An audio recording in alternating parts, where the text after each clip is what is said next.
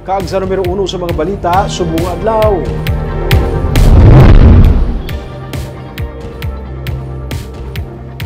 Malawig na brownout na tala na sining weekend para sa maintenance works sang Central Negros Electric Cooperative. Sunuman sa managers ng Seneco, inibilang preparasyon man sa mga epekto sang El Nino phenomenon. May report si Nico Delfin. Hanin lasay sang agas sa lasay sang gabi sa Sabado kag Domingo ang scheduled brownout sang Central Negros Electric Cooperative.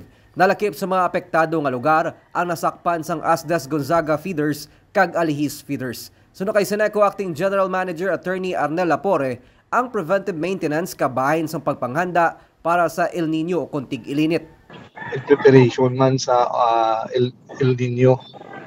Okay. Basta anytime nga na-challenge ang aton nga substation bala kag hindi ta ka-preparar mas dako pagid ang brownout nga tubangon sa aton mga substations. Ginalantaw sang pag-asa nga ang Negros Occidental ang nagaisanon nga probinsya sa Bugos kag Visayas nga maka-eksperyensya sang dry spell o ninit nga pag-ulan. Tungod sa ginapaabot man nga pagnipis sang supply sang kuryente kadungan sa pagsaka sang demand kung tig-ilinit, ginapasiguro man sang pamunuan sang Seneco pod sa mga power generators nga may nagakaigo nga supply sang kuryente para sa mga konsumidor.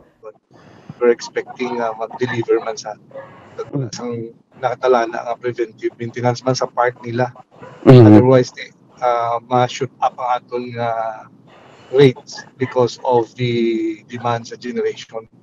So, we are also working it out nga tayo yun and hopefully ma-address na ni NGCP man ang yaman nga linya. Samtang gin-abi-abi man sang tagdumalahan sang Seneco nga ginpaboran sa Department of Labor and Employment ang petisyon nga nagakilala sa na-impeach nga anay Union President Marby Cabardo bilang lehitimo nga pamuno sang Seneco Union of Rational Employees o CONCUR. Suno kay Cabardo nga nagaserbe acting president. Ila na ginaplastar ang negosasyon upod sa management kag more power agud mapalabot ang benepisyo sa mga empleyado. Ilabi na ang pag-rehire sa ila sa idalom sang joint venture agreement.